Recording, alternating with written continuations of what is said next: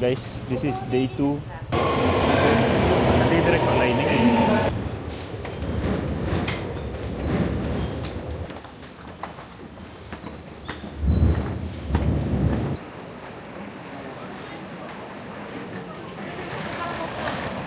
Welcome to Universal Studio Japan. Hai. Habis kat joget weh. Apa itu guys?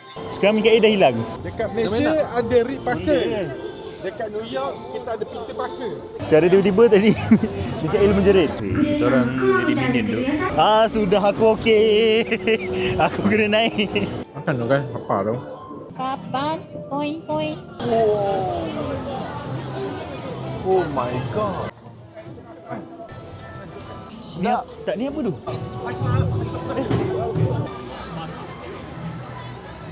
Roberto Gatal.